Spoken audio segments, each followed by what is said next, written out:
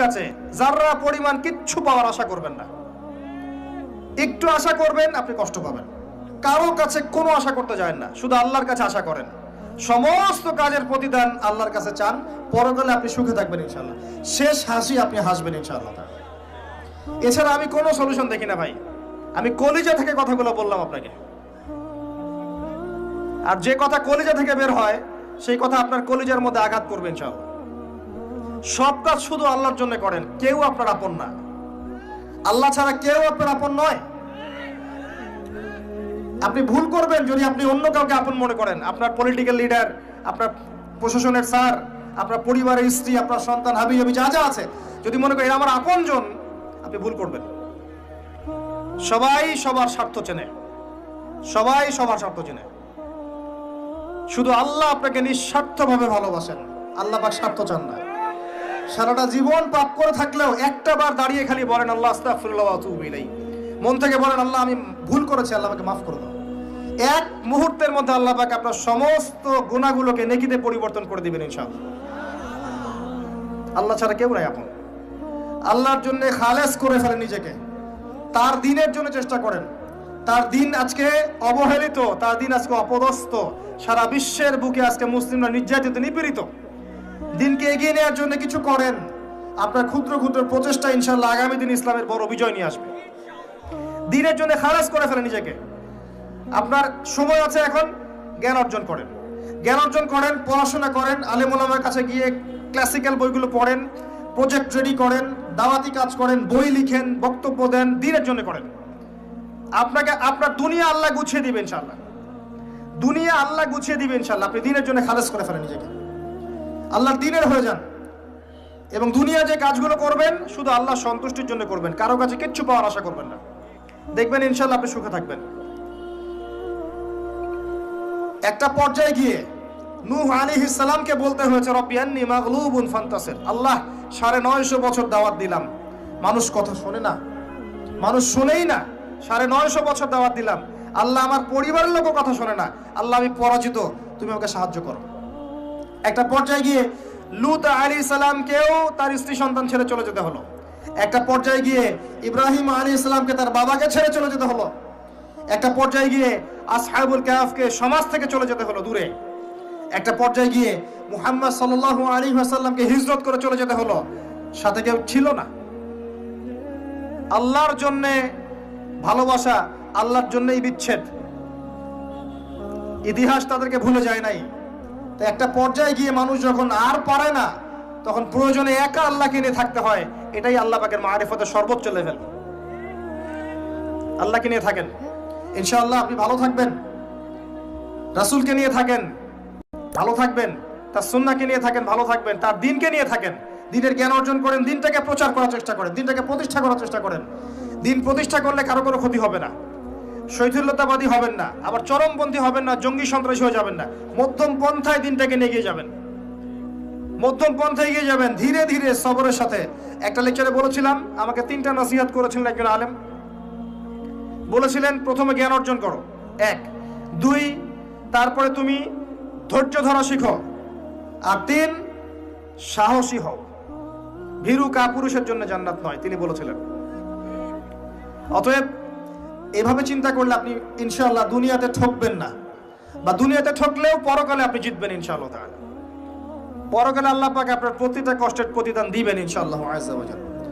আসুন আমরা সবাই যার যার জায়গা থেকে আল্লাহর হয়ে যাই, আল্লাহর জন্য নিজেকে খালেস করে দিই। আর আল্লাহর ভালোবাসা পেতে চাইলে তার রাসূলকে তার রাসূলের আনুগত্য করতে হবে, তার সুন্নাহ মাফিক চলতে হবে। আল্লাহ পাকের ফরজ ওয়াজিবকে ভালোবেসে আদায় করেন।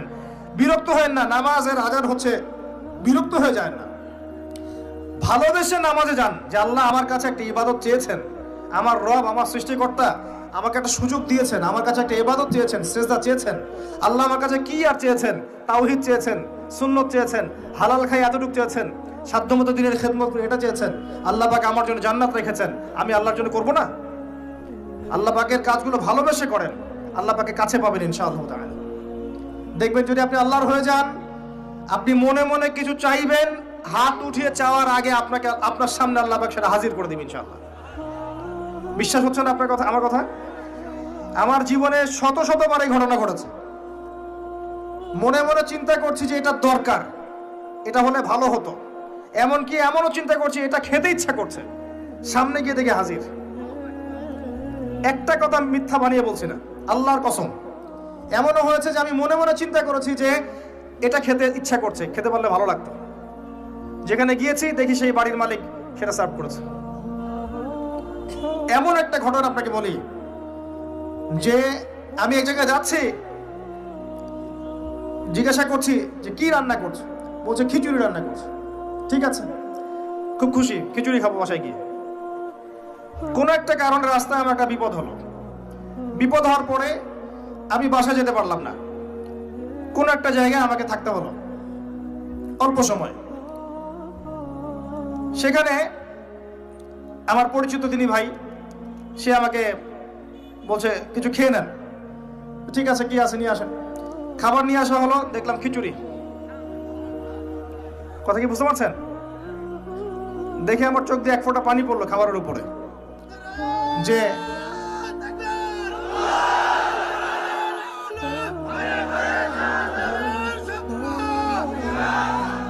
দাঁড়ান, আল্লাহ পাক এতই কাছে, এতই কাছে। যদি আপনি আল্লাহর হয়ে যান, আল্লাহর জন্য খালেস করে ফেলেন নিজেকে, আপনি দেখবেন আপনি যা চাচ্ছেন আল্লাহ পাক আপনার মনের কথা শুনে নেবেন, আপনার সামনে হাজির করে দিবেন ইনশাআল্লাহ।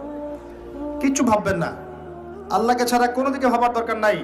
আল্লাহর দিন আজকে একটা চরম অবমাননাকর জায়গার মধ্যে আছে, আপনি বুঝতে পারছেন না। দুই চোখ দিয়ে দেখেন, সারা বিশ্বের প্রেক্ষাপটের সাথে মুসলিমদের অবস্থা মেলান, দেখবেন আমরা আর সে আগের জায়গায় নাই। আমাদের অবস্থা এখন ভালো নয়, প্রত্যেকটা দিক থেকেই ভালো নয়। ধর্মের ক্ষেত্রে না, ইকোনমিক্সে না, পলিটিক্সে না, জিও পলিটিক্সে না, সোশ্যালি না, সংস্কৃতিতে না, কোনো ক্ষেত্রেই নাই। আমরা সে আগের জায়গায় নাই এখন আর।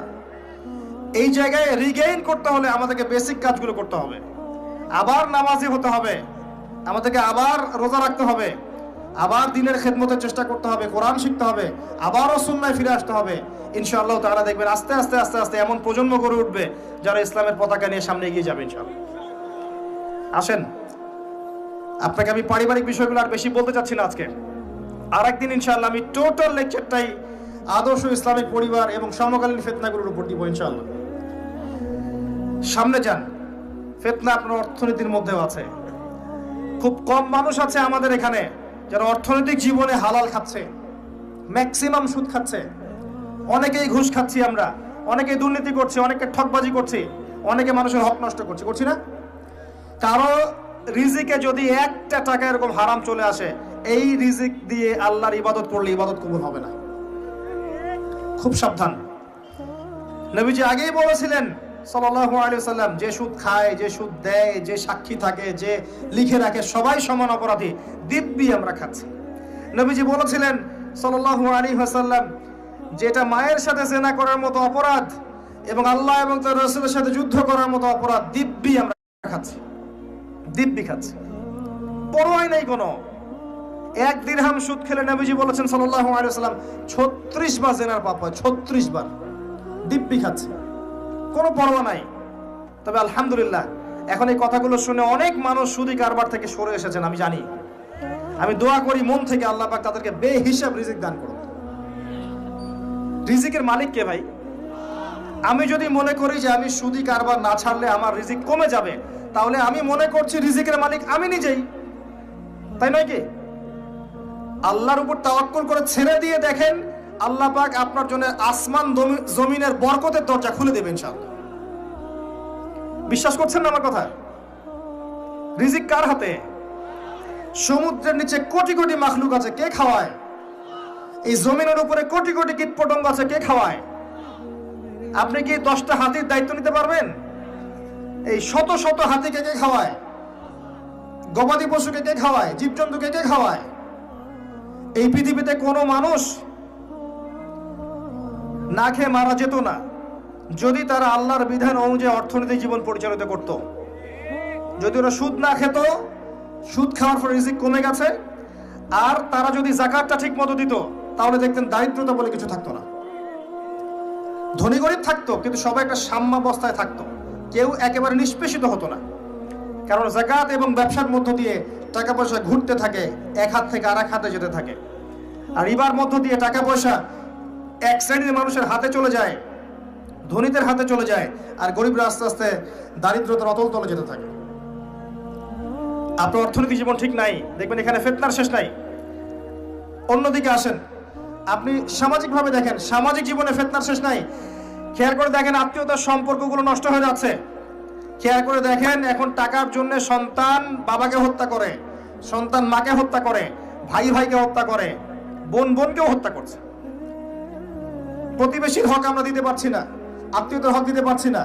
জমি নিয়ে দ্বন্দ্ব, বাড়ির সীমানা নিয়ে দ্বন্দ্ব, ব্যবসা নিয়ে দ্বন্দ্ব, দ্বন্দ্বের শেষ নাই। এটা সোশ্যাল জীবনে হচ্ছে। আবার ইকোনমিক সেকশনে এমনও হচ্ছে, ব্যবসা করছি হালাল মনে করে, এখানে সুযোগ বুঝে সিন্ডিকেট করছি, মজুতদারি করছি, ইচ্ছা করে দাম বাড়িয়ে দিচ্ছি, মানুষকে বিব্রত করছি, গভর্নমেন্টকে বিব্রত করছি। এগুলো আমরা কৃত্রিম সংকট তৈরি করছি, মাপে কম দিচ্ছি, ব্যবসা করছি মাপে কম দিচ্ছি। অমুসলিম ব্যবসা করছে, মাপে সঠিক দিচ্ছে। অমুসলিম ব্যবসা করছে, মাপে সঠিক দিচ্ছে। অমুসলিম ব্যবসায়ী সিন্ডিকেট করছে না। একজন হিন্দু ব্যবসায়ী, আল্লাহ পাক তাকে হেদায়েত করুক, সে মাপে কম দিচ্ছে না, সিন্ডিকেট করছে না, কৃত্রিম সংকট তৈরি করছে না, মুসলিমরা করছে। রমজান মাসকে কেন্দ্র করে মুসলিমরা ব্যবসা করে নিচ্ছে, সুবহানাল্লাহ। আর মানুষ সামান্য নিত্য প্রয়োজনীয় দ্রব্যের জন্য ট্রাকের পিছনে দৌড় দিচ্ছে। কি একটা দৃশ্য, সুবহানাল্লাহ। এর ফলাফল আপনি পাবেন, মানুষের হক নষ্ট করার ফলাফল পাবেন। কিয়ামতের মাঠে এর বিচার না করে আল্লাহ পাক ছাড়বেন না। এত সহজ না কোনো কিছু। আল্লাহ পাক কিয়ামতের মাঠ রেখেছেন, রাখার দরকার ছিল, না হলে কোনো জালেমের বিচার হতো না। যত জালেম এই পৃথিবীতে পার পেয়ে গেছে, কিয়ামতের মাঠে কেউ পার পাবে না। এই জন্য আল্লাহ পাক কিয়ামতের মাঠ রেখেছেন, এবং এটা রাখা উচিত ছিল। আল্লাহ পাক শুধু গফুর রহিম নন, আল্লাহ পাক হচ্ছেন আদেল, ন্যায় বিচারক। আল্লাহ পাকের আদালত আছে। সোশ্যাল লাইফে আরো দেখবেন, যুব সমাজকে তাকাবেন, দেখবেন ম্যাক্সিমাম যুবক এখন মাদকের সাথে সম্পৃক্ত। মাদক বলতে আমি সিগারেটকেও বুঝিয়েছি। কয়টা ছেলে পাবেন স্মোক করে না? এখান থেকে শুরু করে আস্তে আস্তে গাঁজা, ফেন্সিডিল, ইয়াবা পর্যন্ত চলে যায়। ক্যাসিনোতে রাত কাটায়, জুয়া খেলে, দেখবেন আপনি মেয়ে নিয়ে ফুর্তি করছে, জেনা করছে। সমাজের দিকে তাকান, বেশি বেশি জেনা বেড়েছে। পাড়ায় পাড়ায়, মহল্লায় মহল্লায় জেনা, জেনা আর জেনা। বেশি বেশি ধর্ষণ বেড়েছে। ধর্ষণ তো বাড়বেই, কারণ পর্নোগ্রাফি যে আছে। পর্নোগ্রাফি বন্ধ না করতে পারলে ধর্ষণ বন্ধ হবে না। পর্ন ফ্রি অ্যাক্সেস, সবাই মোবাইলের মধ্যে পর্ন দেখতে পারে। যে কেউ বাসায় যাবে, দরজা বন্ধ করবে, রাত্রেবেলা শুয়ে পর্ন দেখবে, যে কেউ পারবে, কেউ পথে যাওয়ার নাই।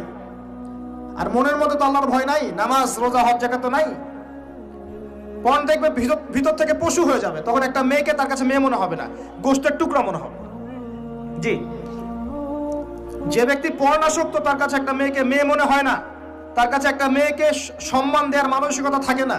তার কাছে একটা মেয়েকে মনে হয় একটা মাংসের বা গোশতের টুকরা, একে ভোগ করতে হবে, এতটুকু মনে হয়। একটা বাচ্চা মেয়েকে সে আদর করে কোলে নিতে পারবে না। তার কাছে মনে হবে এই মেয়েটাকেও পেলে ধর্ষণ করে ফেলবো। ডে বাই ডে বাচ্চাদের ধর্ষণ বেড়েছে বাংলাদেশের মাটিতে। এটার কারণ পর্নোগ্রাফি। এটা মানুষকে পশু বানিয়ে ফেলেছে। আর কিভাবে বললে আপনারা বুঝবেন? পর্ন বন্ধ না করতে পারলে যুব সমাজের অবক্ষয় ঠেকানো যাবে না। এই পর্নোগ্রাফির কারণে ধর্ষণ বেড়েছে। এর উপরে আরো আছে, এর উপরে মেয়েরা আবার জিন্স গেঞ্জি পরে ঘুরছে, বেহায়াপনার মতো ঘুরছে। রাস্তায় ঘাটে, অফিসে, শপিং মলে, বিমানবন্দরে, যে কোনো জায়গায় আপনি যান, দেখবেন মেয়েরা নগ্ন হয়ে ঘুরছে। কাপড় পরেও নগ্ন, কাপড় পরেও নগ্ন। এটা ওই নগ্ন বোঝানো হয়নি যে একেবারে কোনো ড্রেসই নাই। নবীজি বলেছেন নিসাউন কাসিয়াতুন আরিয়া, এমন এক শ্রেণী মহিলা আসবে যারা কাপড় পরেও নগ্ন থাকবে। এর ব্যাখ্যা আমাকে করার দরকার নাই আপনার সামনে, আপনি জানেন ভালো করে ব্যাখ্যা কি। কাপড় পরে নগ্ন থাকবে, এগুলো ছড়িয়ে দিচ্ছি, এগুলোকে উস্কিয়েও দিচ্ছি। এবং যখন কেউ পর্দা করতে যাচ্ছে, বলছি এ মৌলবাদী হয়ে গেছে, সন্ত্রাসী হয়ে গেছে, এ ব্যাকডেটেড হয়ে গেছে, বোরখা পরে পরীক্ষা দিতে আসছে কেন, নেকাব খোলো। এরকম করছি আমরা ওর সাথে। জি, আবার মেয়ে ছেলে ফ্রি মিক্সিং দিয়ে দিচ্ছি। ছেলে মেয়ে স্কুল লাইফ থেকে শুরু করে একদম জব সেকশন পর্যন্ত প্রতিটা সেকশনে এরা ফ্রি মিক্সিং পর্যন্ত। গায়রে মাহরাম একে অপরের সাথে মিলেমিশে কাজ করবে। এটা হচ্ছে কাঁধে কাঁধ মিলিয়ে সমাজ বিনির্মাণ। সুবহানাল্লাহ, লা ইলাহা ইল্লাল্লাহ, লা হাওলা ওয়ালা কুওয়াতা ইল্লা বিল্লাহ। এতে করে একে পর্নোগ্রাফি, ভিতর থেকে পশু, তার উপর নগ্নতা, তার উপর ফ্রি মিক্সিং, তার উপরে আবার উস্কে দেওয়া হচ্ছে এগুলো কাছে আসার গল্প। তখন আপনি সমাজে ধর্ষণ ঠেকাতে পারবেন? জেনা ঠেকাতে পারবেন? এর ফলে পরিবার ভেঙে যাবে, বাসায় বউ থাকবে, বাইরে মেয়ের সাথে জেনা করবে, বাসায় পুরুষ থাকবে, বাইরে পুরুষের সাথে করবে। এই হলো সামাজিক কাঠামোর অবস্থা। এর উপরে আবার আছে মাদক, এর উপরে আবার আছে আপনার বস্তুবাদী জীবন ব্যবস্থা। সব মিলিয়ে সমাজটা আগের মতো নাই। এটা ইসলামিক সমাজ। আমরা 90% মুসলিমের দেশে বাস করি, এটা ইসলামিক সমাজ। দুই চোখ দিয়ে দেখেন, আমি আপনাকে এক চোখ দিয়ে দেখতে বলছি না। এক চোখ দিয়ে দেখলে মনে হবে সব ঠিক আছে, ভিতর থেকে দেখেন কিচ্ছু ঠিক নাই।